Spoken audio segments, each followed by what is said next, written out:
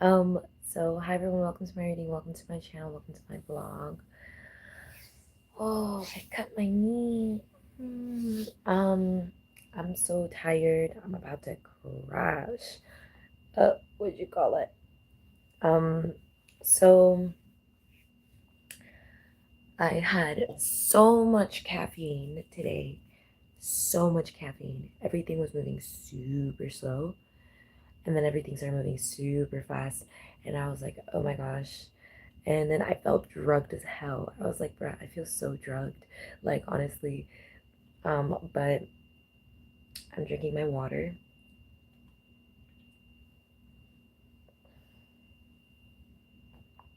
I've been getting splashed all day. So I'm trying to like just do this reading. Let me just do this reading. So just any updates from the universe, updates from God, um, updates from the angels, ancestors, any updates, anything, because I didn't know what to do this reading about. A lot of cycles have been complete. A lot of things have been closed out. A lot of this is like to rest. Opportunity seems to be here. At the bottom of the deck has been talking about opportunity. Also, I wanted to look up the Four of. Ooh. Oh, okay, never mind. I wanted to look up the Four of. What'd you call it? Maybe I should watch it. I think I may watch it actually. I wouldn't say what, but let's look up the Four of Cups. Okay, the Four of Cups I know can be Pisces energy. So let's go into it. Oh, yeah.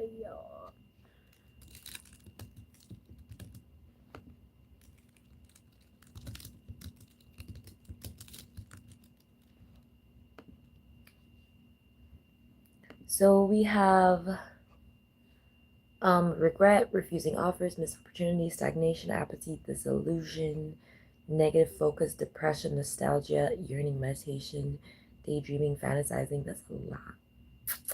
That's a lot. In reverse, it's seizing opportunities, letting go of regret, end of stagnation, motivation, enthusiasm, being proactive, interest, focus, interest.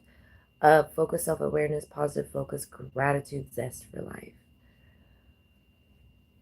So I think a lot of the focus when it comes to the Four of Cups, it may just be focus, is the person, like, but then there's also the divine handing the cup. I don't I don't know if that's the exact meaning actually. I don't Let's look this up.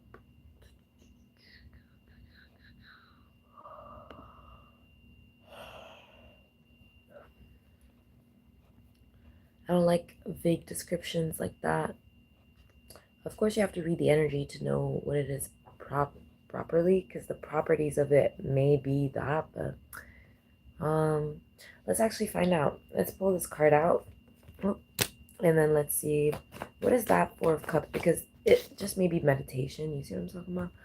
Because let's talk about what feels like to catch a butterfly energy. To catch a butterfly, when you're capturing a butterfly by hand, you've got to be in the right energy, because the butterfly might fly away.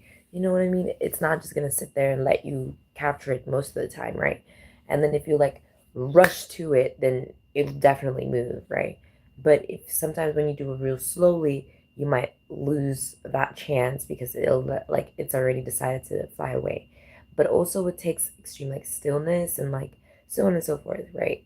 It's kind of the energy of catching a butterfly, right? So it's like the opportunity might present itself, but timing is everything. Um, yeah. And it also has to do with what you call it, mastery over form with meditation there. Mastery over form. So we are talking now form in itself. So what is that Four of Cups? So we have also So you have Four of Cups here. You have a dissatisfaction, boredom, unhappiness, imaginary, conflict, jealousy, comparison. Positive, clear on what you want, clear on what you don't want. Grass isn't greener, motivated to change. I don't know how that's positive. Negative, displeasure with relationships, partnerships which have run their course, lack of excitement, lack of enthusiasm. So the cards that are coming out are, it's coming out as disinterest. So, and rebirth. Disinterest and rebirth. That's what's coming out in the energy. Disinterest and rebirth, which could also be like the energy of moving on, rejection. So yeah, I think that's what it is. The Four of Cups and the energy is rejection. Yeah. So why is the Four of Cups coming out? Why is there... Because, you know, rejection is also divine protection. That's why I don't see the Four of Cups upright as negative. You know what I mean? Because that wouldn't make any sense. But yeah, exactly. Four of Cups. So yeah, King of Cups energy, and then Three of Wands in reverse. So it seems like there's some sort of rejection when it comes to... I didn't really ask who was being rejected. I said, what is that? What are we rejecting? What is the rejection about, right? That's basically it. So it's about... So a King of Cups energy with Three of Wands. So there's some sort of like... It's giving illness. Something is being rejected. It's also giving like right before ejection. Yeah, that seems to be what it is. Yeah, refusal. So it's about refusal, refutability. So there's some kind of power around refutability, and it's being pronounced.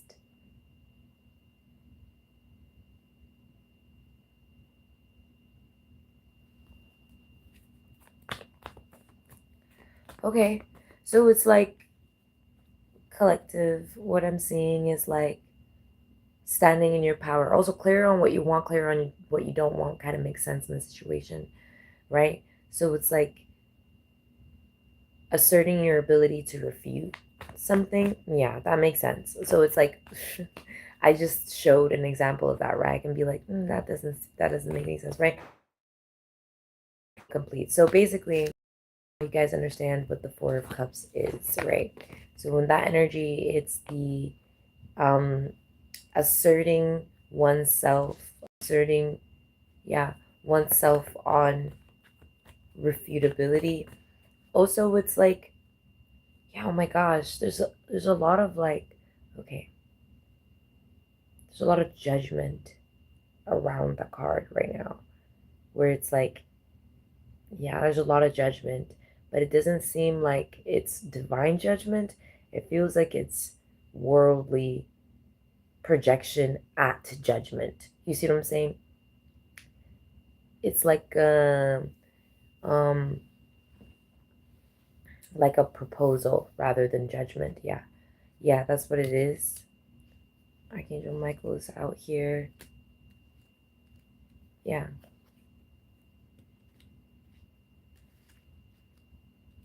Archangel Michael sees that proposal. You see what I'm saying?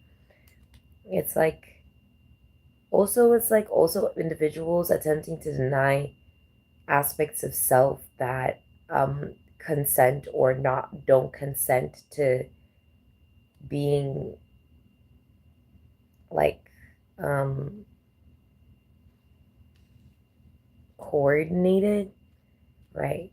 So there might be some individuals who are projecting a weakness in coordination.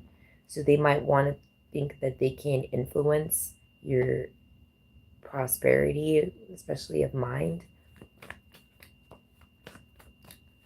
So this is like someone trying to challenge your influence or affluence, I should say. Yeah, someone attempting to challenge affluence. So there's something or someone trying to challenge affluence. What's that about?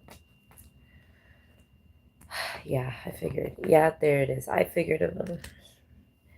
So it's like,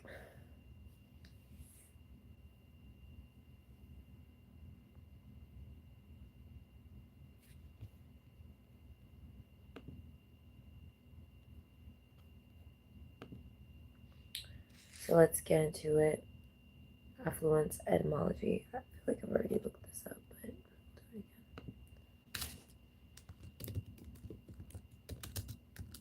I felt so drained, and then I'm feeling how bad intentions. So to flow, to abound. I like that one. Profusion. Abound. So abound. Overflow, to be plentiful. Yeah. Rise in waves. A bonder. Plentiful. A bonder. Oh my gosh, look at all these new words. A bonder, Eddie. So over to overflow. Yeah. So basically, my cup at overflow. So this is like someone was feeling intimidated. So there's an enemy of affluence. That's the best way to say it. An enemy of affluence. They are attempting to corrupt affluence. So there are now boundaries around them because, yeah, upon them, there are boundaries upon them. And then affluence is now rising and ascending and being given to God. So there's some sort of weapon that inevitably that they're going to try and form. So what is that about already? So because no weapon formed against us shall prosper. Yeah, there's definitely caution in the energy. Yeah, and there's the projections that they were trying to throw. So projections of some sort of false sanctification. So they want to make it seem as if that they are projecting for righteousness or in righteousness. So to make it so they're trying to project, yeah, they're trying to project their basically like their own idea of what righteousness is or isn't, so that they can make seem as if that righteousness could be contorted, as if that it could be contorted. You see, contorted. This is all to make seem as if that some sort of purity had ever been corrupted, to make seem as if that their corruption wasn't from themselves, as if that the corruption doesn't exist within them, to make seem as if that purity could ever be, corrupted. That as if that corruption could ever be by purity. Yeah, that's what it is. So, yeah. So now they're being revealed. They were trying to create connection or with, they were trying to create a connection where it was not their journey to take. Yeah. So ancestors are protecting some sort of decisiveness because that's obviously what's meant to be protected within that situation. So decisiveness is what it is that they were attempting to influence as well through affluence, right? But incapable of understanding affluence, they subjected themselves to become the enemy of affluence, and then what'd you call it? Failing to overcome the challenge of affluence. Yeah, they failed to overcome the challenge of affluence. The full energy is out here. And yeah, there it is. That's their energy. They were definitely, there was some kind of Princess of Pentacles in reverse with the Five of Wands. It's like, seems like they're going through some sort of karma, right? So karma has hit them, and now they're attempting to spread the bitterness about the karma that they're going through, right? So that's being isolated, right? Yeah, and then the Hermit is coming up upright because obviously individuals are there's definitely some sort of submission. So this is like a natural submission. Oh, that's actually, yeah, that's actually like, I don't know how to explain it, but that's like um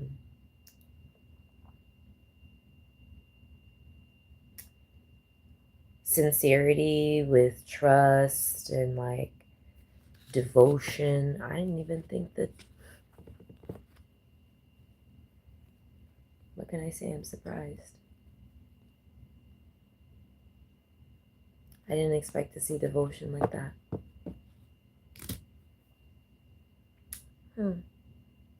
So they, wow, I don't know what to say. it's definitely God's devotion, but it's so, I didn't expect to be so gentle. I've never, you know what I mean, experienced that for real. Like, it's, I don't know, y'all. I'm still here. You know, I feel like I'm learning new things every day, but it's like, how do I explain it? It's like when a child doesn't know what they're missing out on, they're always blissful. But as soon as they get to know something, it's like they realize that there's so much more bliss to have. It's like a cup that is always full, but then all of a sudden the cup grows. And now it's like the cup is now half full. And you think, well, this isn't enough, when in reality, it had always been more than enough. But now that it's grown, it's suddenly not enough. No, obviously, it's going to be enough regardless. But the importance is that to keep going, basically. And so, yeah, you wouldn't think a cup could grow, right? So, that's basically what I'm saying. Yeah, there's definitely, look at it. There's definitely affluence in the energy. And then affluence is kind of merging with devotion in the energy. It's kind of, I don't know what's going to happen next. Yeah. The temperance there, no spoilers. Yeah. There's definitely an overcoming of some sort of challenge when it comes to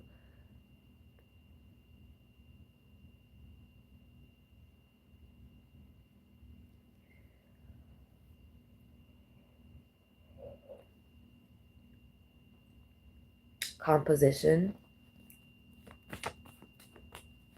I mean, affluence, right? Yeah, there's a restoration. That's what it is. There's restoration. Yeah. Some sort of stagnancy. That stagnancy from before. It's like a backfire you know what I mean? Like a collective, if someone is stagnant in their life and they're trying to control your ability to refute that lifestyle, then the backfire would be like, for example, um, that they are held back. You see what I'm saying? It's like you might be running, right? Let's say you're running, it's a marathon, and there's a whole bunch of people running the marathon. And so they try to stop you, but because they don't see anybody else around, they think that they can hold you, they can put you in a position, right? So when you finally go, you know what, I don't want to be a part of this, and you run forward, you go all the way forward, and then all the people from the back are coming forward as well, and then they start overcoming that person. That person gets put at the back of the marathon line, right? So they don't realize like how far, it's like falling from glory. They don't realize how far they are until everybody else catches up, and then everybody would inevitably catch up because they're the ones holding themselves back, kind of energy. Yeah. So that's why there's this kind of release. And then yeah, that's what I literally what I was talking about. Like they're behind. And it's like that's what the fear was. That's they were projecting that fear. You should only ever be afraid of God. But they were projecting that fear where it's like, oh, it could be as if that it could have been any one of us. But the reality of the situation is that that kind of encounter, they wanted to manipulate encountership. What's that fancy word? Let me find it.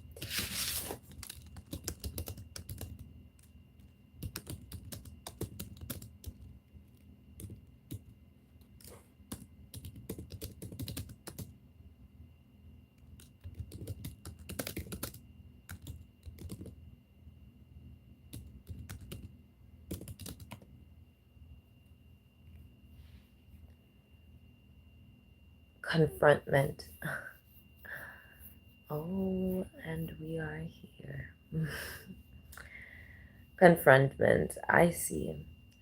So, yep, confrontment. I feel like that's the best way to explain it, because, or wait,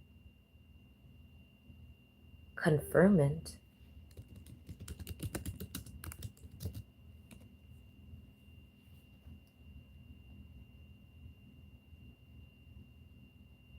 Hmm.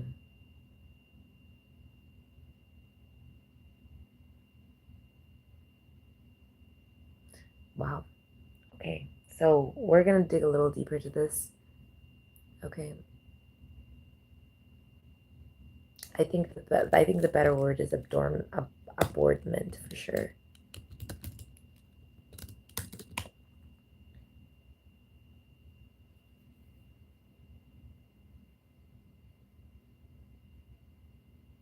To a cost, a cost. Wait. Oh wow. No wonder. Wow. Girlhood. A cost to approach, to come alongside. That's the word. That's the one. Yep, abhorrent. So they abhorrent. They wanted to contort and control abhorrent, which is a power through that Knight of Swords energy. Yeah, abhorrent, which is now being relieved and given to God.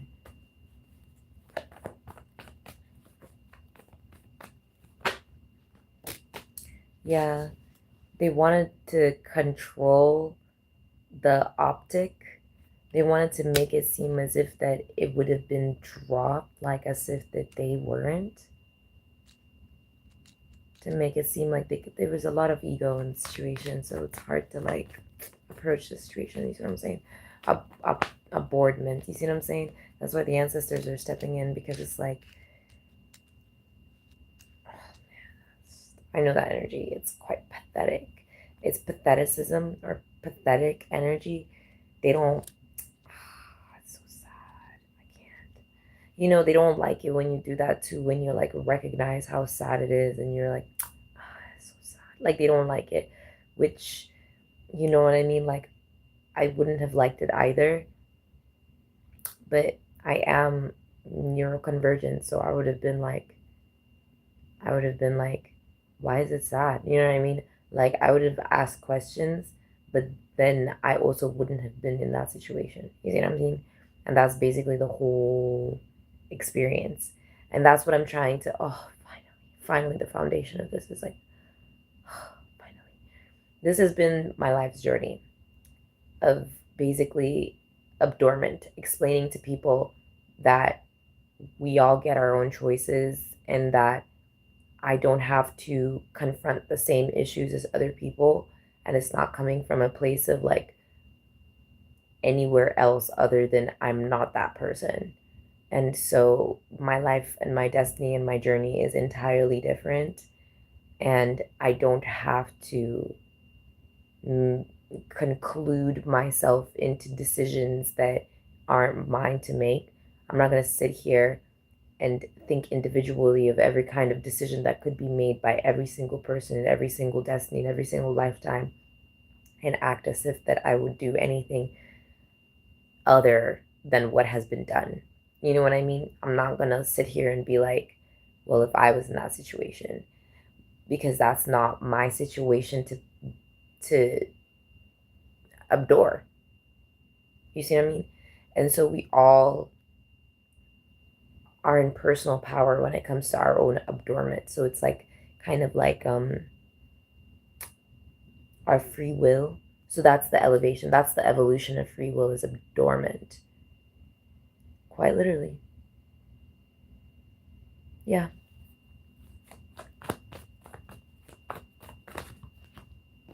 Yep, there it is. That is something that even the ancestors hadn't like realized for themselves either. But they're noticing like the big difference now. They're noticing like the evolution. So this is truly like a new paradigm, a new golden age. Like it really is, because there's something new here. Abhorrent has never really been seen as something that is beyond in free will, right? So it's like, because the truth about it is like free will is two words. It requires freedom and then the willingness to be continuous in freedom, or continuous freedom in will. Like, you see what I'm saying? It's like it's like the free will is in itself is a formula, but it's like people didn't, like individuals, not people. It's like no free will. See what I'm saying? Individuals with no free will couldn't contemplate on what is beyond it. They were always attempting to trade or exchange about it or through it or whatever it is. But the reality of the situation is like kind of like a seed. You plant the seed and then you actually let it grow. You don't trade the seed continuously and then act like you know what the seed is for. You know what I mean? So it's like there's now a huge tree of free will that's understanding and like you know what I mean, being given to God, where it's like a true meaning. And so dormant in the situation is like the evolution of it. It's like the next step after free will. So that would be, yeah, because it's also, especially for a ship to come alongside, it also allows for companionship. You see what I'm saying? Which is something that we've been like, our goal, our whole goal as humans living with God is to be able to be by his side, like to be alongside God in heaven, right? So this is like the next step. Okay. So there's also momentum in that. So like also allowing for momentum. There's a lot. There's a lot. And so it's like it's a tree that keeps giving in like a positive way, like a tree with many fruit, right? Yeah, enlightenment. So that's being given to God right now. So yeah, all the fruit of it is pure, and the tree trunks are pure, and the bark is pure, and the leaves are pure. Yeah, there's some sort of tradition within all this, or I don't know what that is. I don't know what that is. There's some sort of like yeah. Yeah. They're still about it. They're still about it. They're stagnant. They're yeah, no, like the proposal, they're still at it. It's like I already put a boundaries upon them and everything like that, and they're still trying to propose through. It's like trying to propose through the bars. We're like, okay, all right, I see what's going on. It's like what'd you call it?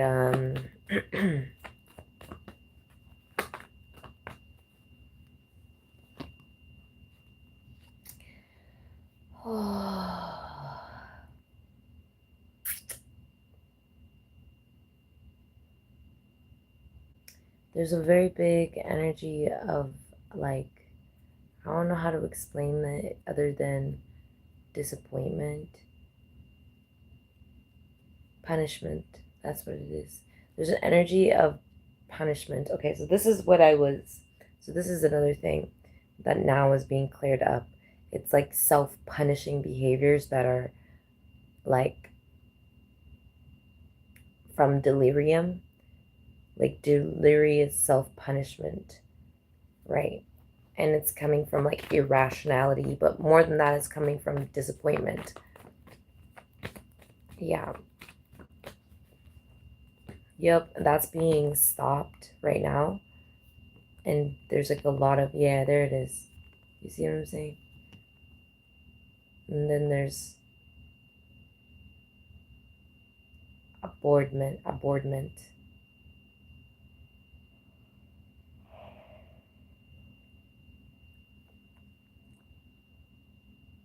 Yeah. So now that that's done, the illusion, yeah, there's been that illusion. Thank you, Archangel Michael. It's like, thank God for Archangel Michael, man. So there's that illusion. I think that's the disappointment. Yeah, there it is, the disappointment, and that's all the projection. That's that 12th house enemy. It's like this is also where it's like between taking it personally and not taking it personally, what is neither, right? neither taking it personally and then also taking it personally. Neither of those. It would be, what is it? Rejecting it? Yeah. And so it goes full circle. So some proposals may seem like they're from the divine, and that's the test, because it's like it's not the real test is the test. It's like, can you tell when it's the divine testing you versus something that's attempting to be divine trying to test you, basically, which is what we've been going through for a couple seasons now. It's like, can you tell when something is truly divinely orchestrated, or if it's a byproduct of something else that God is using to simulate the opposition, as if it were the test. It's like I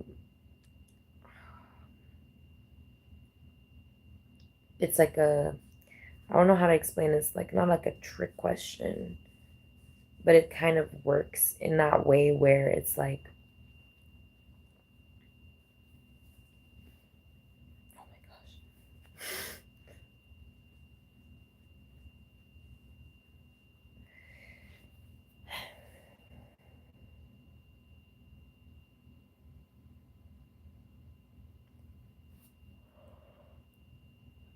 Could you identify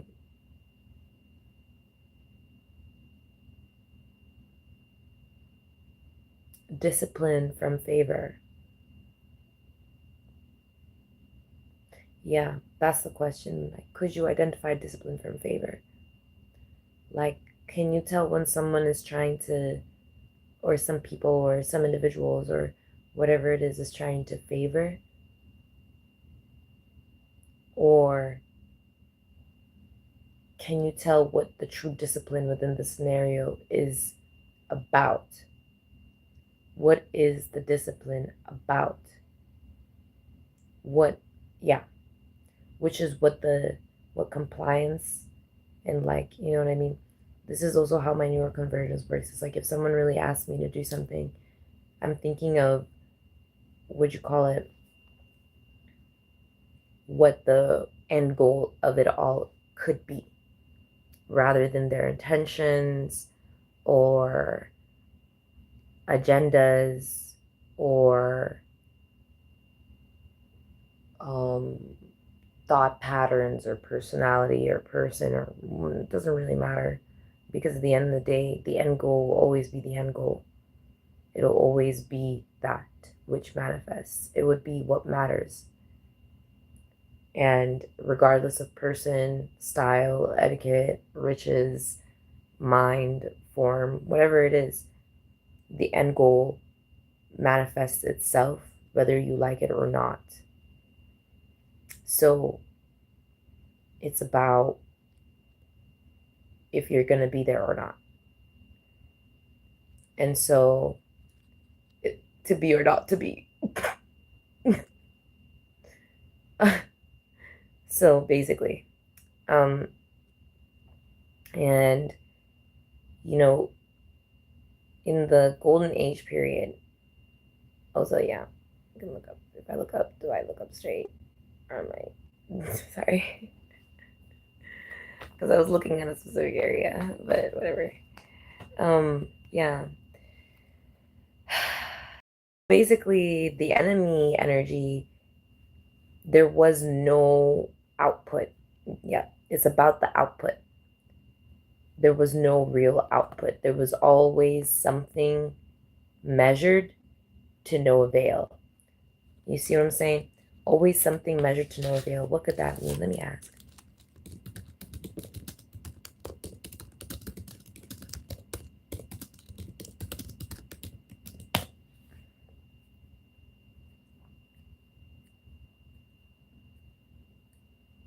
Even though it was something carefully calculated, tested, or evaluated, it didn't achieve the intended outcome. Yeah.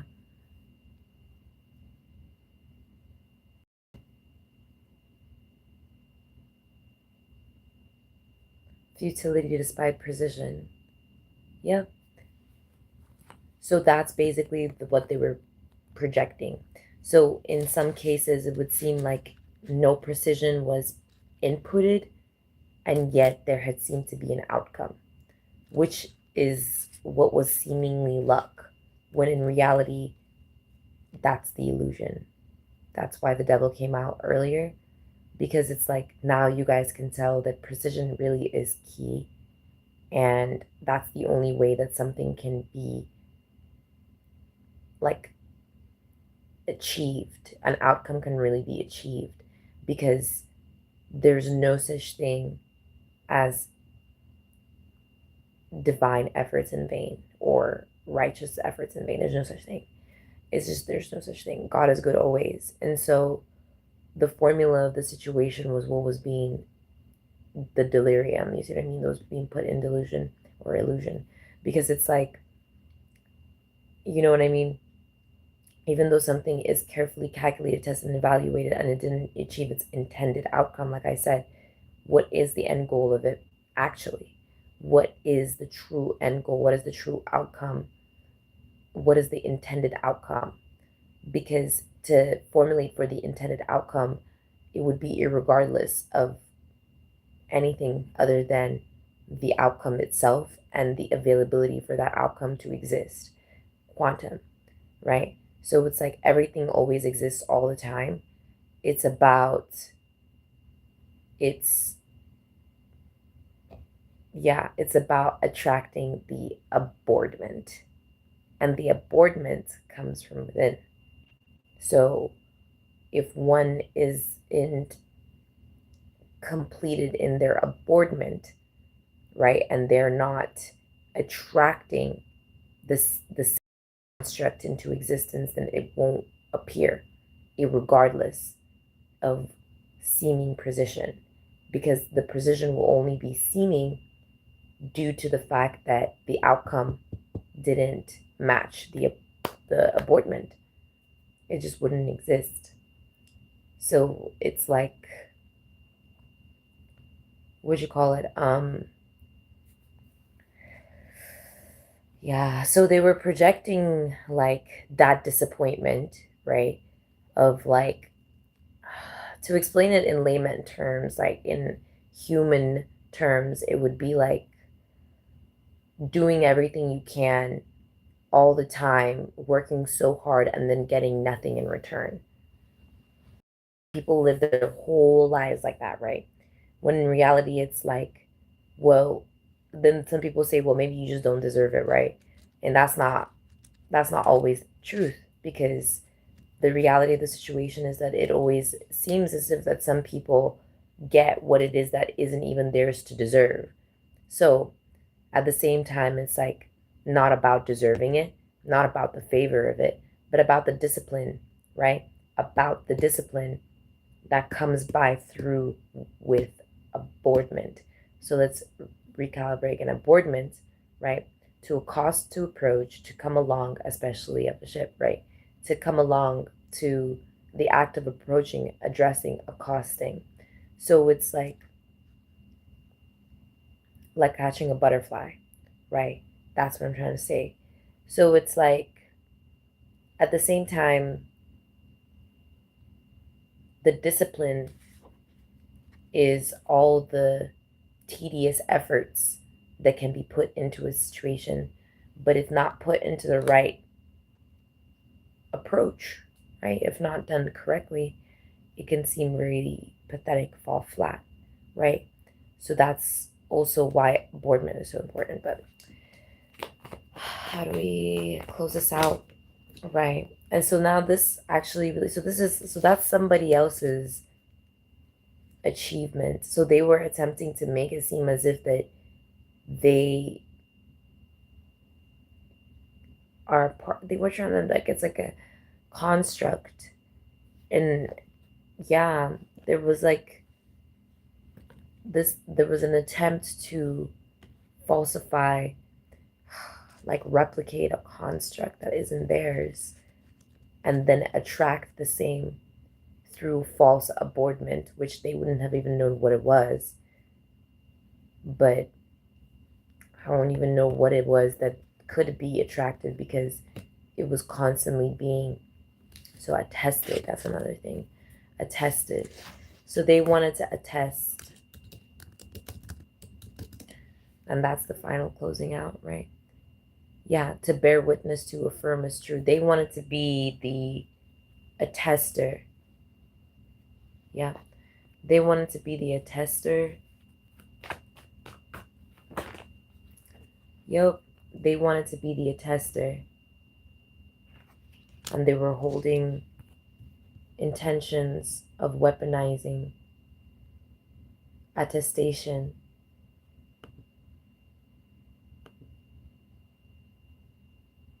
Yeah. And they were holding the intention of, they were holding a lot of resentment to make seem as if that they had to, like,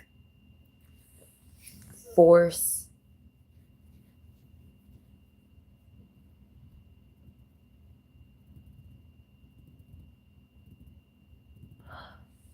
it's like, I don't know how to explain. It's like when someone really wants you to, when someone really wants to catch you doing something, or wants to see what your weaknesses are, or it's like really snaky, right? They always want to like be around to get input or data, or like, you know what I mean? What is that called? Like shadowing someone kind of energy. It's like they wanted to shadow. They wanted to shadow. But they're not even given any authority to do so. That's basically what it is. Yeah, with the star energy here, the moon coming out with the Seven of Pentacles, yeah. They wanted to like do everything to make seem as if that they, it's a lot. It's like they're trying to shadow me, they're trying to shadow me, they're trying to shadow me, and I just disappear. I'm gone. You know what I mean? And it doesn't work anymore. And then they don't know where to go. And then they meet, then the ancestors are, then the ancestors start to, oh, excuse me, aboard. Yeah. And then the ancestors attempt to aboard. And then they're lost. They're lost in the unknown. That's what it is. They're lost in the unknown. And that's that feeling I was feeling. Being lost in the unknown. Because there's a lot of places that you could be lost in, but being lost in the unknown, that's pretty wild.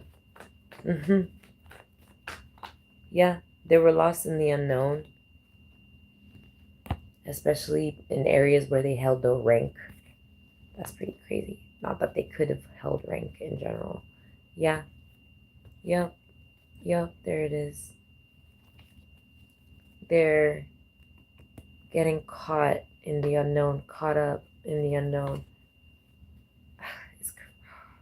It's like the end of a that is, I don't know, that's too broad. It's like the end of a video game. No, that's still too broad. It's like the end of a map of a video game, but in the end of a movie, where the end of the map of the video game is starting to deteriorate and fall off, like all the sides and everything is starting to fall off, right? Because it's like de-rendering, dematerializing. Yeah. It's like de-rendering. So everything around them is being de-rendered, and they're trying to run away from what is being de-rendered. And it's like whatever it is that they're stuck in is unknown. And then it's, oh man, it's like consciousness being lost inside a video game that is being shut down. Yeah, 44, 44. It's kind of like that. So it's like they're trying to run from the edges. That's what I was looking for. They're trying to run away from the edges of the map. But the map eventually is gonna be gone. There's not gonna be a map anymore, because there's not gonna be input in, you know what I mean, in the connection, or running the video game is not even running anymore, so it's unknown, right? So like that's what it is. And yeah, that's why it's like it's so sad. You see what I'm saying? Because it's like there's nothing that can be done about it. Is um they will dematerialize. They will dematerialize. And so the Four of Pentacles is here. And so that means, yeah, what does that mean, Holy Spirit? The Four of Pentacles here. That's the foundation, right? Yeah. So they wanted to they wanted to formulate troubles for me in the collective. Yeah. They wanted to force speak energy. There it is. They wanted to formulate troubles for me in the collective so that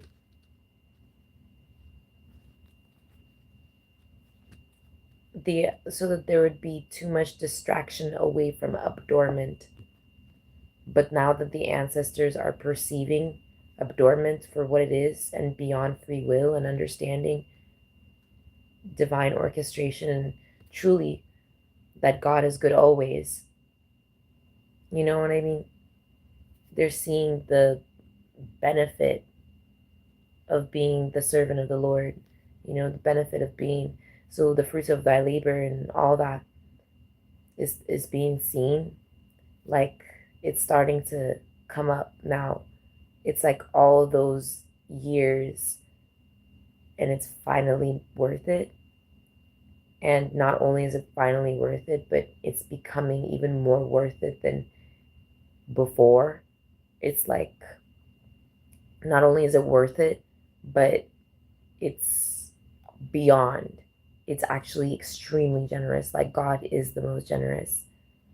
And that's why generosity has been coming out quite often. Queen of Pentacles energy has been coming out quite often, is because however generous it is that we might be, and however more generous that we could be, God is the most generous of all, because God is the creator of all, and God is the creator of generosity.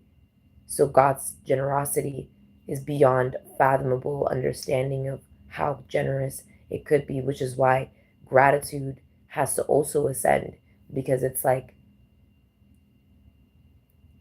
even now piety is a dimension behind where it is that we're really at. Yeah, and there it is with the wish fulfillment energy. 9 of Cups. So it's like, yeah. So the Abdorment is now rising, being given to God, right? So souls are coming into heaven in a positive way. Souls are coming into heaven. So like, yeah. Pure souls. Yeah.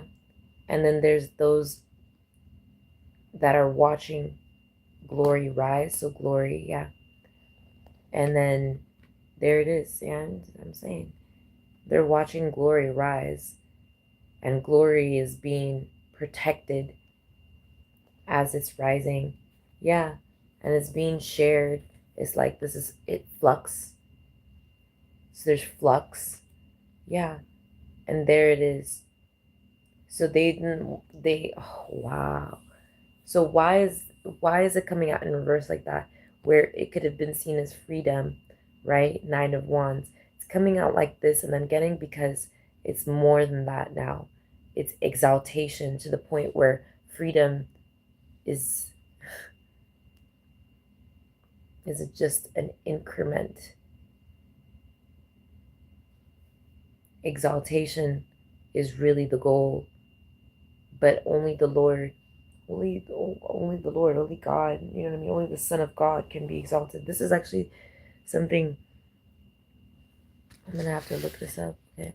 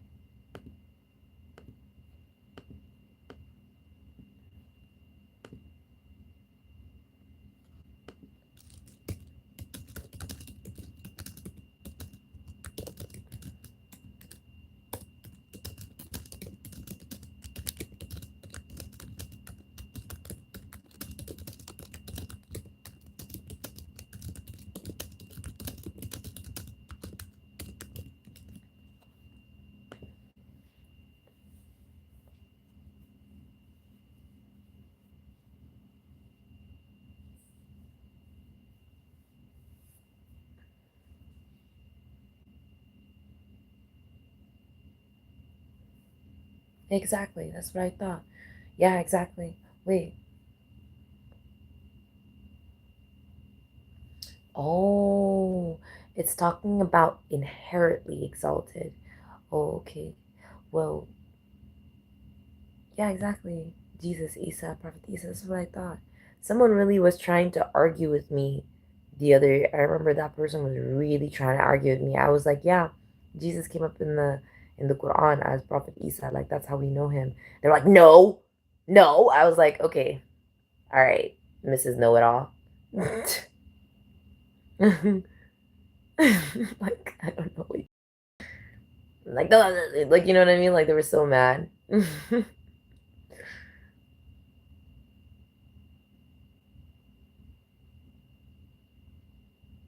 Mm. That's what I thought. Okay. Tall. Period. All right. All right. Okay. I'm glad that this has happened.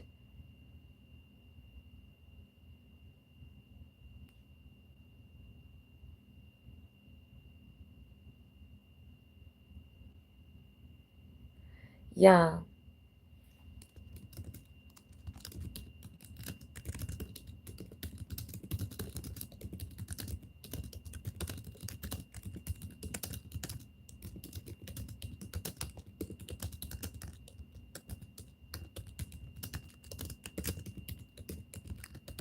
I don't know, man. The devil is a liar.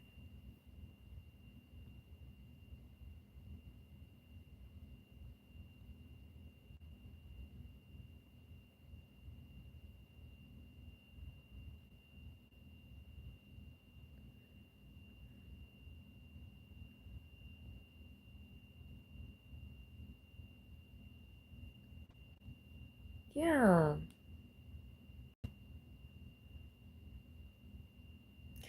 I don't know where this came from then. I don't know where it came from. So, good news, you guys. We too can be exalted. So, that's a huge goal. So, now it's being seen that what you call it, freedom is but an increment of exaltation. And abhorrement, right? Is it abhorrement? Abhorrement is the next step of free will. After free will, yeah. So after freedom comes exaltation, and after free will comes abhorrement. So now, yeah, what the devil? Oh my gosh! Look at the sadness I was telling you all about.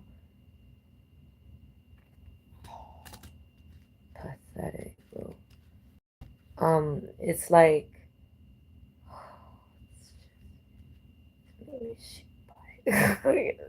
oh, um, oh, it's I don't want to look at it. It's embarrassing. Here, I'm gonna close this out.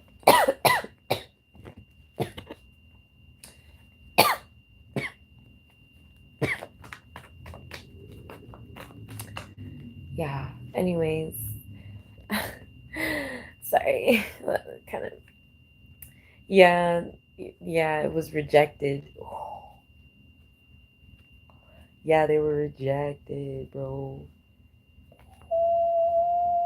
They were rejected. Ooh. Oh, you know what? Now I know why it reminded me of like when I was like in high school. So basically, um, with my hair laying like that, it almost looks like I don't have a scar.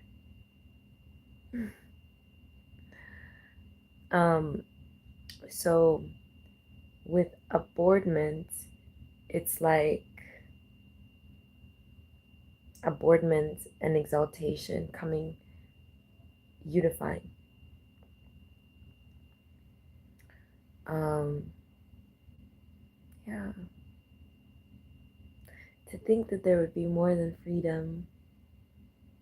I didn't think that I'd ever get to be exalted. I thought that only Jesus could be exalted for like the longest time. But like like I don't know where I don't know where people thought, like, I guess people had to be humbled in a situation because they didn't. I don't know how you can hear God, you know what I mean? And you know that God is the creator of all things and not think to understand that God is inherently, like, he's the creator of exaltment, like, he's the creator of exaltation. Obviously, obviously. Like, he's gonna be, like, he is far more than exalted, okay? Whatever it is that God chooses to be, you know what I mean, perceived in the light of that he creates as, like, you know what I mean, like, it's God. Like, I don't get it. Like, maybe like I said, this is not a thought pattern for me. Like, I'm not gonna sit here and like that's just not how I think. Like, bro, like, this is not how I think. Like, like, if you, let's say you're a programmer and you program, right? You program your your script and your code. Someone, like, let's say, let's break it even more down. Let's say you write a unique code through a unique script, create your own chip, make your own computer, make your own network, right? Through everything, you would still have to know God because God is the ultimate creator. You see what I'm saying? So at the end of the day, it's like whatever that you could do to manipulate anything, it still is under God. You see what I'm saying?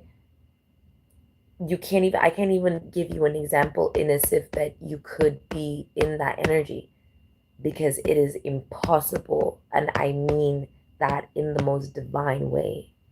Like, you would you would be punished severely for even patterning your reality in a way where you would I don't know what that is about, man, but it just feels like insatiable, like, denial. Like, yeah, it feels like insatiable denial.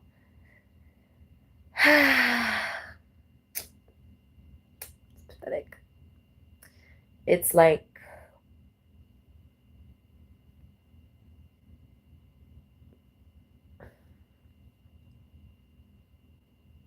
that's why they need to be humbled, huh? That's why the prophets and the angels have to be like, have to say stuff and have to write stuff and have to, you know what I mean? They feel like they, you know what I mean? God, presents it as like, yeah, like God is the most exalted, like he's the only one that's inherently exalted, right? In order for us to understand that, in order for individuals that have to be humbled to understand that God is the creator of the exaltation, because that whatever and whichever and however, any or all and any and all that he creates inherently comes from him. The only way to truly understand that pattern is if you do something for yourself, because the rabbit hole will never stop. It just goes and keeps going and keeps going, because the reality of the situation is that it all comes towards God. It all stems to God. It all grows towards God.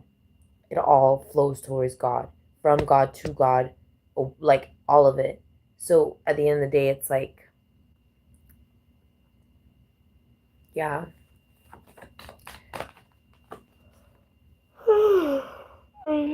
All I wanted to say, like, the best way that I could say it, like, if for those that have to be humbled, right, is that for you to create piss and shit, you gotta eat and drink, right? But it's your piss and your shit, right? But you still gotta, you know what I mean? Whereas God is the creator of all of it. So he doesn't need nor want. You see what I mean? He doesn't have to. He can make the fruit, the meat, the shit, and the piss all separately. Whereas you have to eat, process it, shit, and piss so that you can make it. That's the best way that I could say it. Okay. Like, for you to be able to program your program and utilize your code and do all that jazz, you're gonna have to learn about it. You're gonna have to study. You're gonna have to get materials, right? You're gonna have to think. You're gonna have to act. You're gonna have to apply. Like it's you can't like that's you have to. God doesn't. Get that right. Like actually.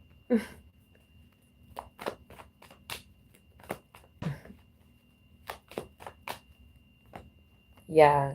This is like a yeah, they're like it's like a breakthrough, I'm guessing. For some people, I guess. It's like a breakthrough on yeah, on discussions and communication and stuff like that. I guess they didn't think that yeah, discipline would matter in the long run, but it does. It really does. Yeah. And see how the money is still there, even if the grief is gone. Like, you ever been depressed? Like, you're not gonna be spending like real depression doesn't let you spend money. You're not because you're sleeping, you're tired, you're upset, you're going through stuff. I remember that's how I realized I had extra money. Like I had pocket money, pocket change, because I was sleeping and I wasn't eating much and I wasn't doing anything and I was like just I wasn't doing anything. I was staying at home like and not doing anything. And so when I realized like, oh, but all the stuff that I had done is the money is still there. Like I hadn't used it. And then two of Pentacles energy. You see what I'm saying? Which would have to do with a plan that's already there. You see what I'm saying? But then also the resources to utilize it. That's also the importance of the Two of Pentacles. The resourcefulness and the resources. Which is what they don't want to I guess that's what it is. They don't want to accept that things go hand in hand. So now exaltation and abhorrement is going hand in hand. We shall see where it goes. This is what I'm saying. We shall see where it goes. Only God knows because it's unseen. Not even the heavens, not on earth, not the moon, not the stars, and not anybody but God. God's ultimate generosity right now is what we're relying on. And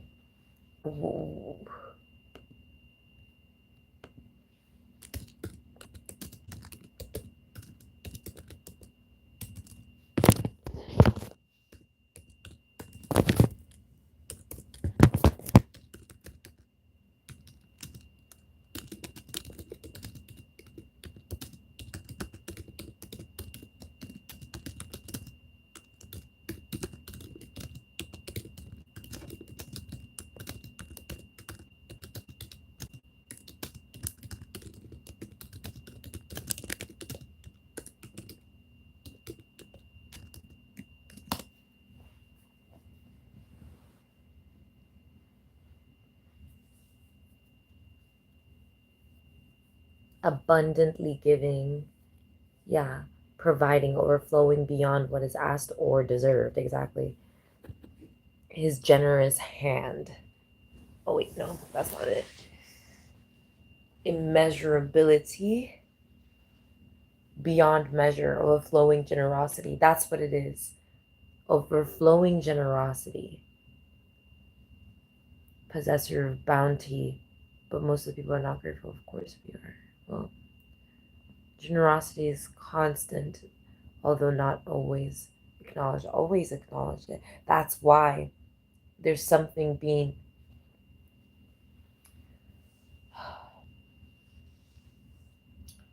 how do I explain this? God, like, what is, what is it that, because it is, we always say astaghfirullah, right? Let me see.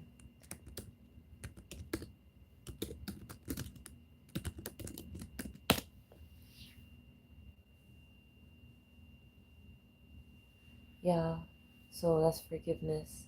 Wouldn't that be forgiveness? His forgiveness is what we're relying on. Ab- Abhorrement and exaltation.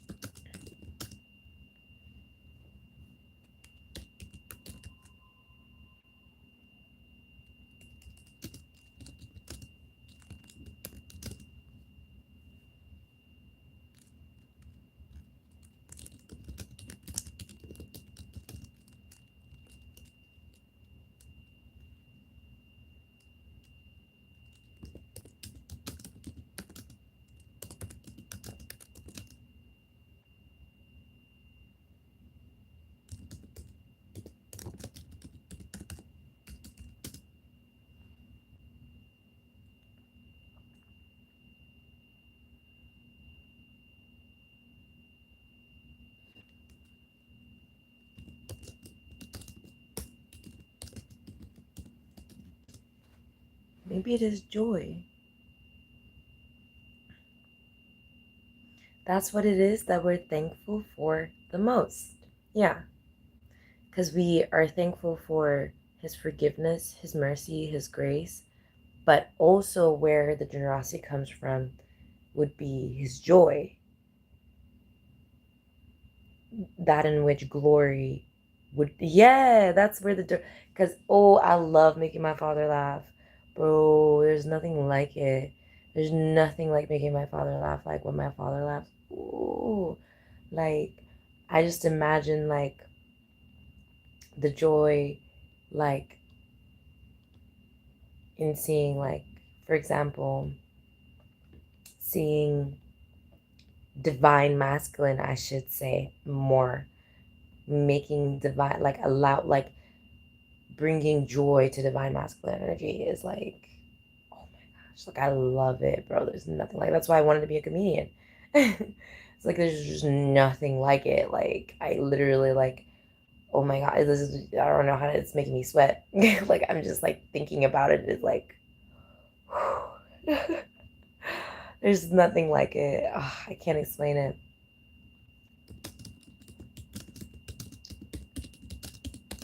Bringing joy to Allah, bringing, yeah,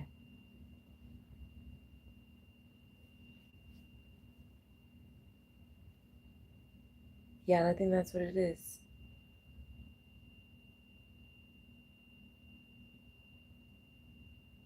Yeah, delight.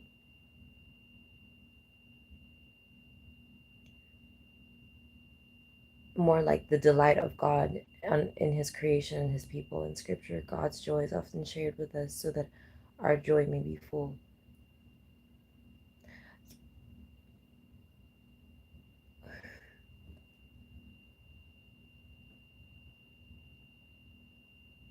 If you could count the favor of Allah, you could not enumerate them. Well, that's the whole point of us saying that it's immeasurable. Oh, yeah, now to him who is able to do immeasurably more than all we ask or imagine. The joy of the Lord is your strength. Yeah. There's more to it, bruh. Wait a minute. I just remembered.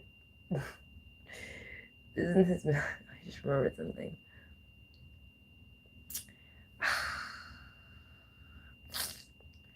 There's more to it. It's more than joy because he used, yeah, there's more to it.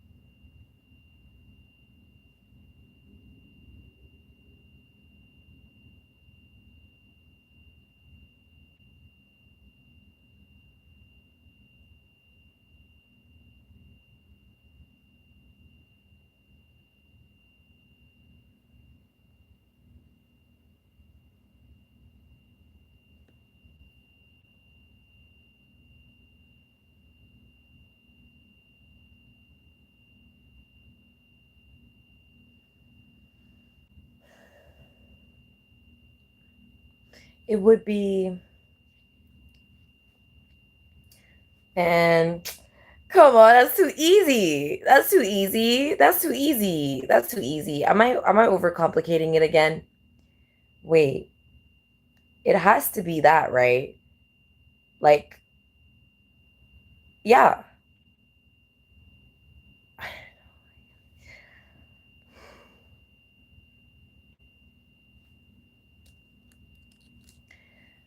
Because I'm just remembering my friend Grace.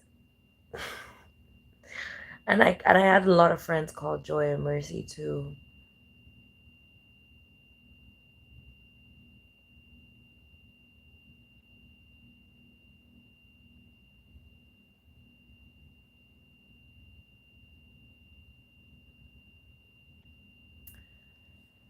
Hi.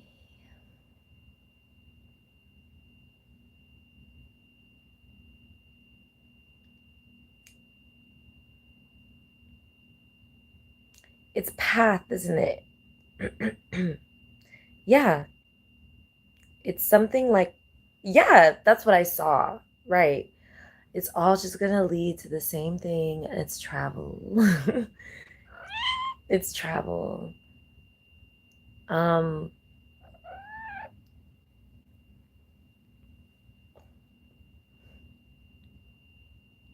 it's travel, isn't it? Is it? Hmm?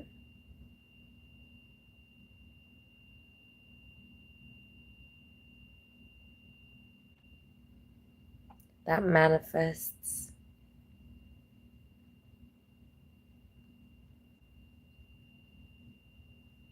because it's about delight too. But God travels to his own delight.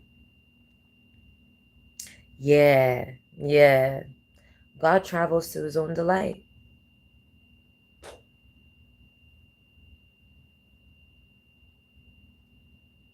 Mm-hmm.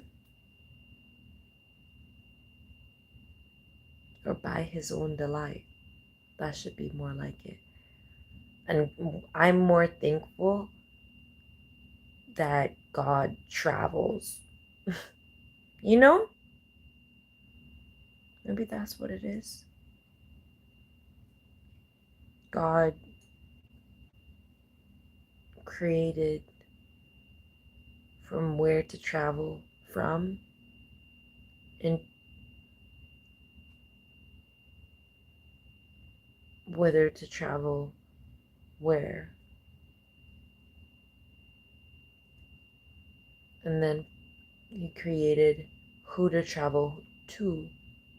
Happy? And then he created how, was it? Or what? No. It was from where to where.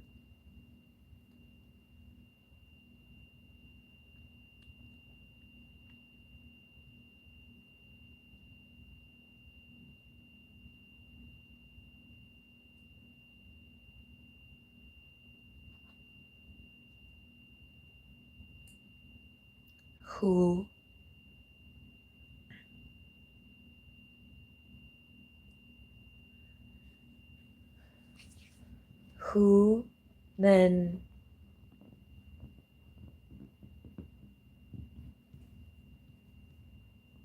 hold on, let me find it.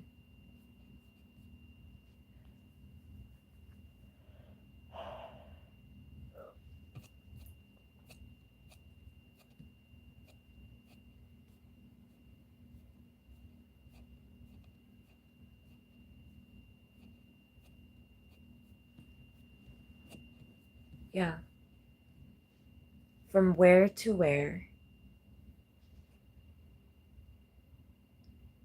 then from who to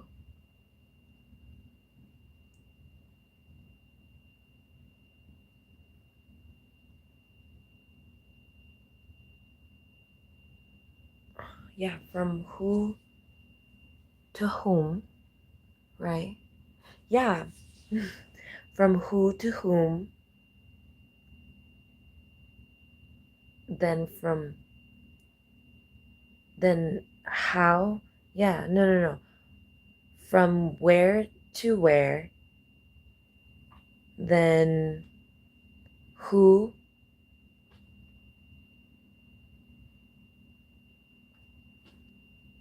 yeah, who and what,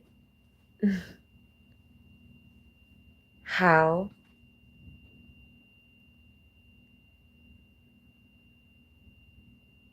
oh, yeah, how and where, then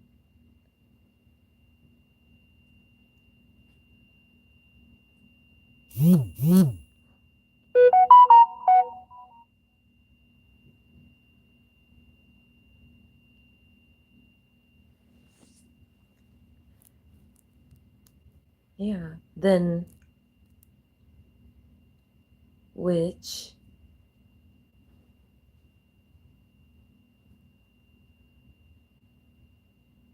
and why,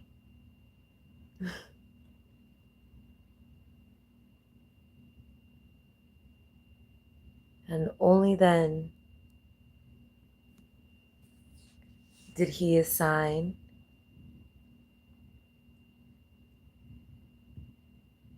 when,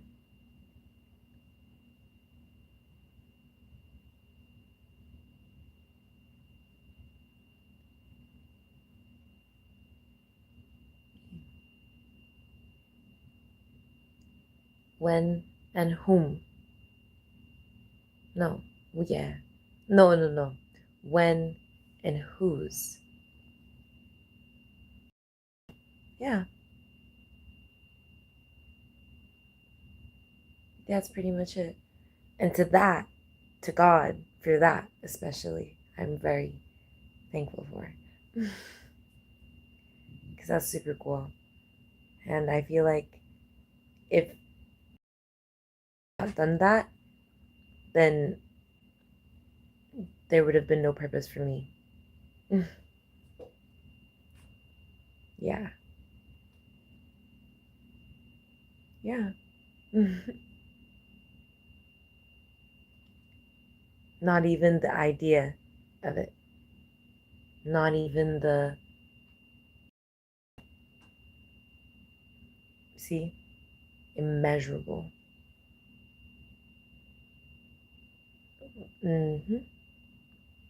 So, pretty much that explains,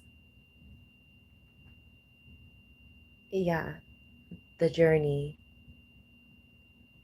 that he allows us to experience. And had he not done that, then there would have been no such thing as experience. So overall, 10 out of 10. Yeah. And only God can do that. So yeah. Yep. I think that's pretty much it. Yeah. That's where or how or why and whence and whither and where, when, which, what, who's, whom, and who. And it's all God to me. So any kind of misrepresentation of his delight really pisses me off. Because to me, his travels are what allows me to feel his delight, in which that even understand that there is gratitude to be asserted, activated, and encouraged, to where thankfulness exists and where I can now exist. Yeah. So essentially, if you really think about it, God didn't have to do any of that. I mean, it was all beyond choice. It was more like God did that. And so he did. And regardless, is it regardless?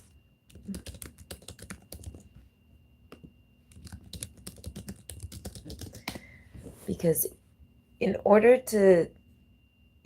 for, yeah, exactly, without lacking, yeah, without regard, or yeah, state or condition, yeah, exactly. And regardless,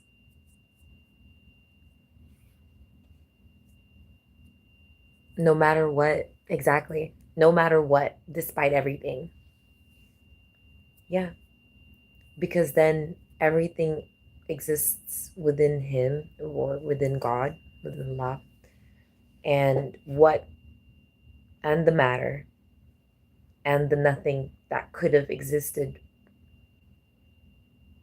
and the probability of nothing existing, all came from him. So when people have to humble themselves to understand that, like, he inherently is the creator of exaltation, and so his appearance as exalted is only to exalt ourselves.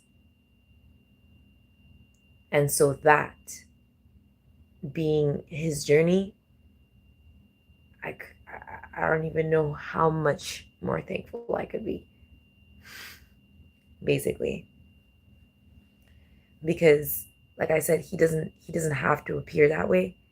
God doesn't have to appear as exalted, and it doesn't have to be written that he inherently is exalted. You see what I mean? We didn't have to know any of that.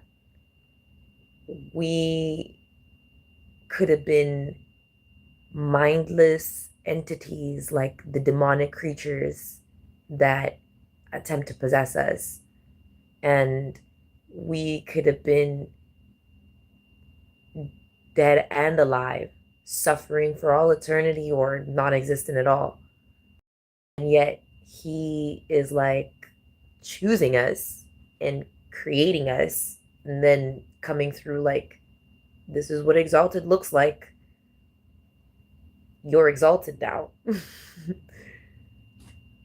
And then, like, you know what I mean? Like, how incredible is that?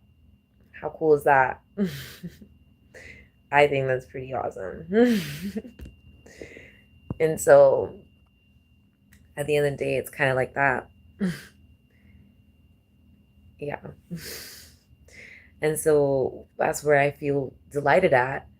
And so, it's like, even feeling delighted, I know that, somewhere, somehow, some when, somewhere, some when, some whither, some who, right?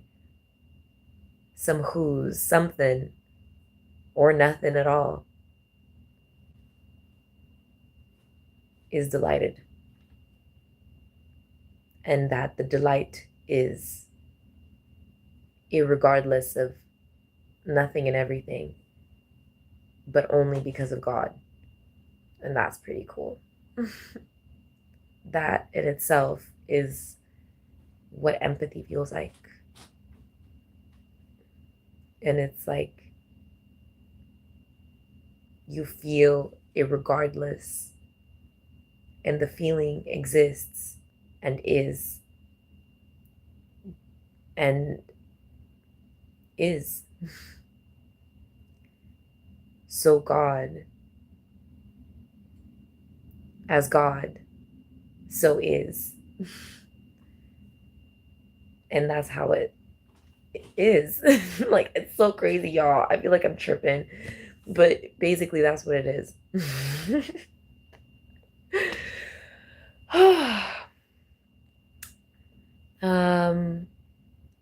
Let's finish up with some cards. Something span. So that energy, I guess that would be what it was that they were, what had been. People stuck on what had been and forgetting that there had been even more before that. And there will always be more after that. You know what I mean? That's basically the truth in this scenario. Yeah. There's delight. So, oh my gosh, there's so much because this is what's spun out.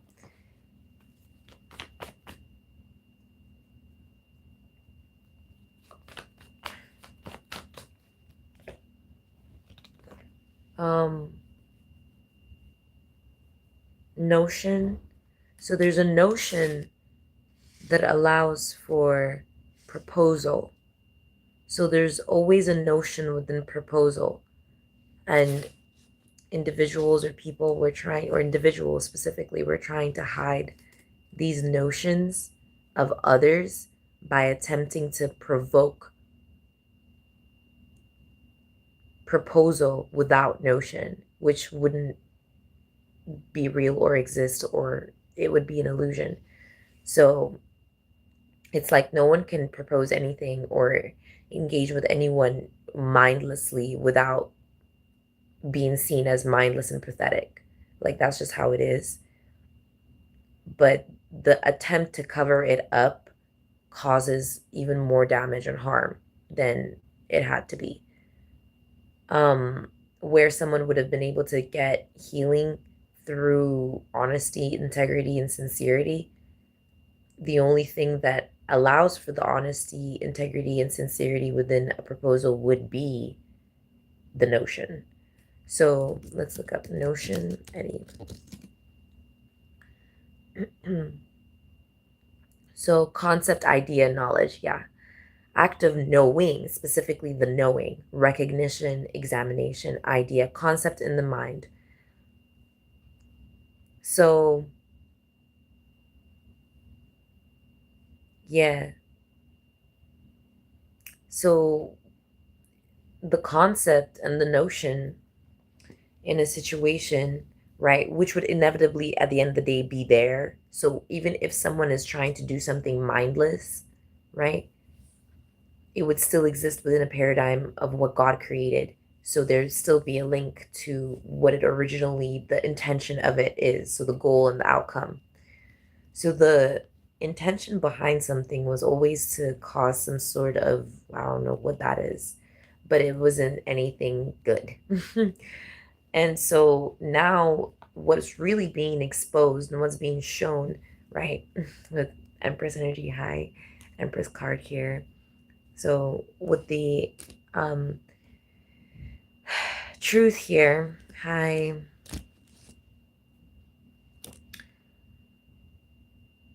the notion, the knowing here would be coming from what's giving Christ energy. Idea. So most of it is well, we're going to find out what the notion of the matter right now. So the matter is coming after the notion, but the notion has to do with, so there's the hidden enemy energy. Yeah, it has to do with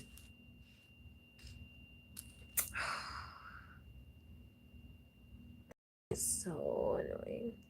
So there's that enemy there that came out like that was attempting to make seem as if that they were bringing forth, but it's coming from a place of lack. So it's not really eagerness or anything, but it's attempting to seem like it. And then it's trying to challenge the actual person who would be proposing. And then there's the princess, where it's like they're being ignored due to the fact that they hadn't walked a journey that they had attempted to make seem as if that they had. It's just too much, bro. It's too much. There's a proposal. You see what I mean? And it's like, yeah, God forbid. It's really annoying. It's like they want to act like they can propose something, or that they have the ability to enact some sort of idea. It's too much. All of it is to make seem as if that we aren't presented by God a notion for us, something to think about, something to accept, something to be in the know about. You see, intel. So God is giving us intel. Meanwhile, there's a 12th house enemy, or an enemy of affluence specifically, that is against affluent application of intel, which has to do with cognizing, recognizing, materializing, manifesting, accepting, laboring for, and improving on, growing, and it's just everything: growth, improvement, expansion, everything. They're an enemy of affluence. What they think belongs to them belongs to God, basically. And what God is doing, they believe, is against them. And that's crazy. That's insane. That's literally delirious. Which is where they're finding all that hate, to now hate affluence and attempt to defeat people with resources and resourcefulness. So resources and resourcefulness would obviously be in the power of that also Knight of Pentacles energy. The Knight of Pentacles is also someone who is steady. So what do you think happens before fast-paced action? Steadfast. One has to be steadfast, and that would be the energy of the Nine of Pentacles. Call them slow, that's dumb, and we got the right to say no. Okay, it's very much steadfast. Affluence very much is Knight of Swords energy, which would be the energy of abordment, which is more about approach. And Knight of Pentacles would be more about steadfastness, quite literally pace. So there's definitely a notion around the pacing of a proposal, I feel. So it's like someone wants to test, so it's like someone trying to test how affluent or how inaffluent an individual could be by attempting to. So this is where, in the beginning of the reading, I mentioned that there's two kinds of tests in the situation. There's a test by the divine, right? It's like an examination. And then there's the test by someone else, that someone else is trying to pretend as if that they're the divine one coming in to try and test you, to see as if that, you know what I mean? It's a lot. But the whole true test in the situation is if you know the concept and design of God's program versus somebody else's interaction with it. You see what I mean? It's like when you're going with the flow, are you being steadfast within the involvement of God's plan? Or are you orienting yourself towards the alignment of somebody else's idea of jurisdiction? Now, their idea of jurisdiction comes from you getting your perception from the notion that God gave you. So God has already given that notion. And the only reason that you might be seeing it appear externally, maybe through somebody else, is because alignment has to go towards God. So it's like he's showing you the arrow, almost like kind of energy. And the arrow in the situation, right? So like if you're, let's play, sorry. If you're playing like golf, right? And it's like, what'd you call it? Like online or something, it's gonna show you an arrow, right? Where you're orienting, right? Your I forget what it's called. Where you're orienting your equipment towards to hit the ball and where it's gonna go, right? So it's like that's your pace. So however that concept is registered and grasped within your mind is gonna help you understand more about the outcome of situations. So like if your pace, it's also really complicated because in the analogy I'm giving, you can adjust, you know what I mean? You can adjust the intensity, the strength of the hit of the ball, right? But in this way, it wouldn't really, would that work with pace? Like intensity and pace. Wouldn't that be, it would be pitch, wouldn't it be? Because baseball would be a better example, right? Baseball would be a better example.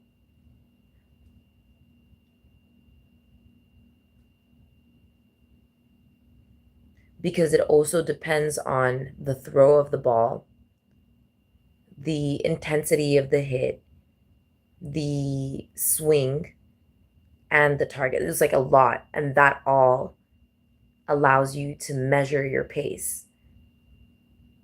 Yeah, it's a lot of things. So someone, the 12th house enemy, right? Enemy of affluence affluence in the situation would also be like mastering it in the muscle, like muscle memory. Like, you know what I mean? Like adjusting at the like adjusting and adapting in the right level at the right time. Like a lot of that, like it has a lot to do with discipline, a lot about focus, a lot about like it's a lot. And when a third party individual attempts to test those things, it really creates like a false atmosphere. And that's what the test really is about. What kind of atmosphere is God really putting you in? And can you tell the difference between the atmosphere that God is putting you in versus an atmosphere that somebody else is trying to create for you? That's basically what it is. The whole point isn't them versus God. The whole point is you versus you.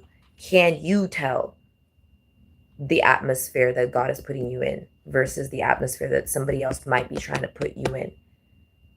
How well can you see past the atmosphere that they might be at the 12th house enemy might be trying to put you in, while mastering the atmosphere that God has already put you in? Because that's where a lot of people get delirious at. They get delusional because they think that their challenge has to be to defeat the 12th house enemy, which would be the one who challenges or is trying to defeat your affluence in a situation.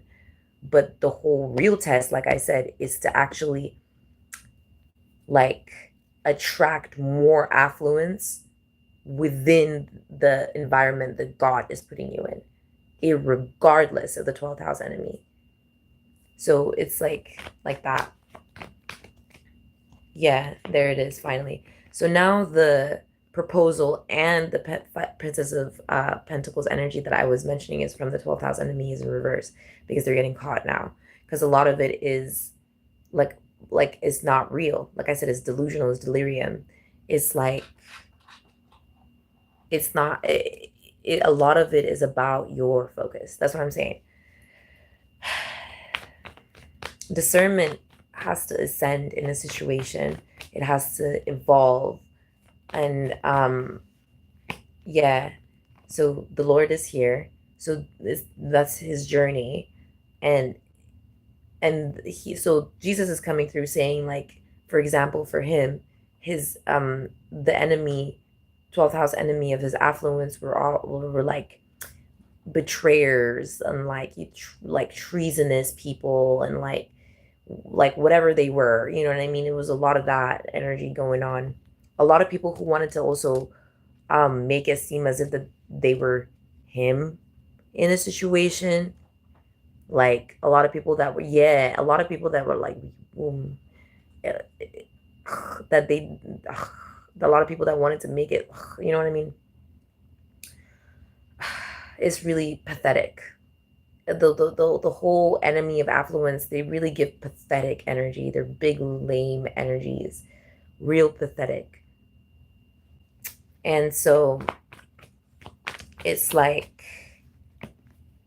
yeah. And so like resources and resourcefulness to him in his journey, through his journey, was to also understand ancestral resourcefulness. So like he too had gone through the resources and resourcefulness path. So that would be exactly, that's what I'm trying to say. It's like the same thing. Like God, the environment that God puts you in versus the environment that people try to manifest for themselves to succeed in is two completely different things. And the whole test is to strengthen your probability within God's environment rather than the environment that other people want to succeed in, because there's no success within that environment. There's only success within the environment that God is creating. But in that same environment that God is creating, there still has to be a growth of, is it IB endurance? No, it's like endurance. Yeah, there it is. There. Yeah, exactly. The 12th house enemy is now fallen. Yeah. because they were caught. They were caught. Princess of Swords in reverse. They were caught with the Eight of Swords enemy. What? Eight of Swords energy in reverse. A lot of it was to make seem as if that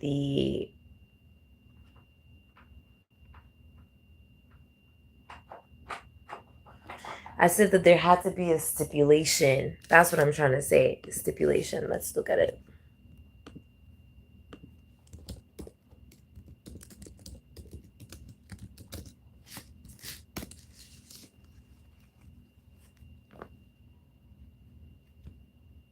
A formal promise. Yeah. Firm agreement. Binding contract. As if that there was always, yeah, it's a fear of stipulation. That's what it is. So there was always some sort of weird fear of stipulation energy, and they were projecting that energy. And now it's being, yeah, surrendered to God. Yeah, it's in the past now. They're in the past now. And what's being shared is the truth about the matter. Yeah, the truth is being shared about the situation. Yeah, because it was definitely blocking the way. Like some sort of fear of stipulation was blocking the way. Yeah, attempting to block the way. And there's the affluence, right? I'm not going to show that card, but there's the affluence. Yeah, and there it is. It was like some sort of stipulation was attempting to cause a wreck. That's what that is, a wreck. Which is the same thing as a glitch, you could say. Yeah, trying to cause a wreck or a glitch. They kept on projecting some sort of stipulation to cause a wreck or a glitch. Yeah. So that's also why companionship, like, yeah, now companionship is underway. Yeah, because the illusion has been seen. Yeah. This has to do with discovery. Yeah. That's history. Yep. And then the devil in reverse. Yeah. Strength. Yeah. Knowing. History. Yeah. And there's the Nine of Cups. And exaltation. Knowing history and of exaltation. So the stipulation had to do with like,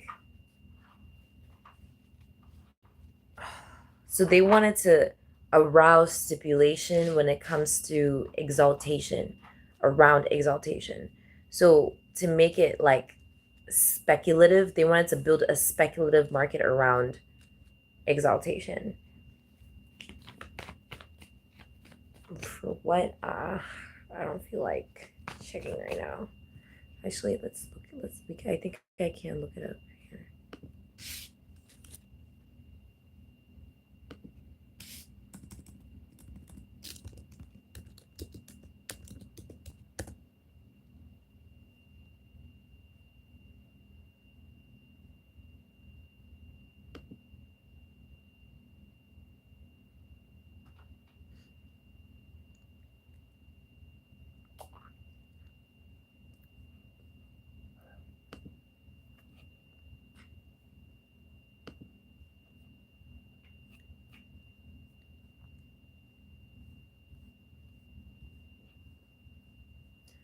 Yeah, for stability, pressure for high risk opportunity assessment. They wanted to make,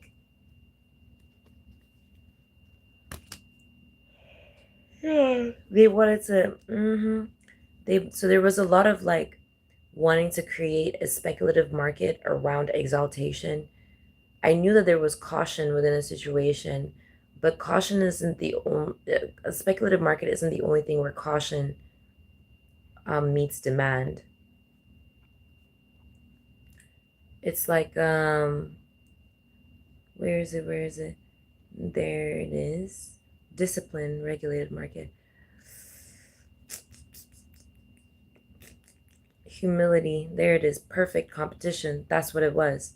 So, in order to make seem as if there was no perfect competition and where there is exaltation, right, where respect is merited, they wanted to make seem as if that caution was necessary to, they wanted to steal caution basically by making it seem like there was a speculative market so that people would be busy trying to ground decisions in truth when it comes to exaltation, so that people would assume that they could build off of that some sort of stability.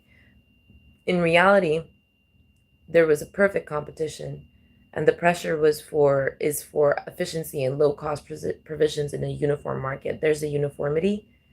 That's what I had seen.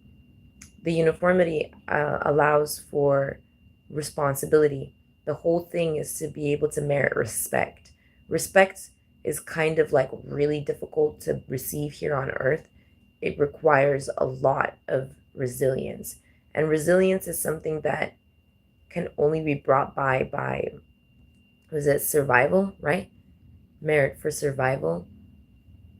Was that what it is? No. By in the recessionary market. So this is what I was talking about. Right? This is actually the current challenge. Pressure for survival during economic showdown. There we go. Or slow down. Oh, it's not showdown. It was slow down.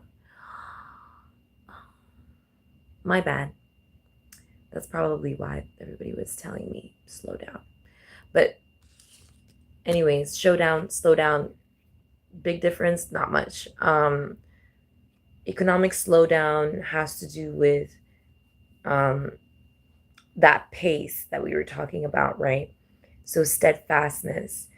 As long as you're steadfast, then you attract steadfastness even in a slow economy. So that would increase, or it would basically not invigorate, it would what is it called again? Transform the recessionary market. Yeah. It would transform the recessionary market from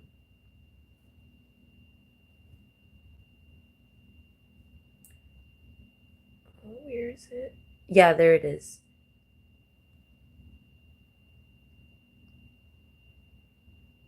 Showdown or slow down. Wait, hold on. Exaltation, right? Yeah, exactly. The whole thing is to make it for exaltation. So then where is it? I think I know where it is.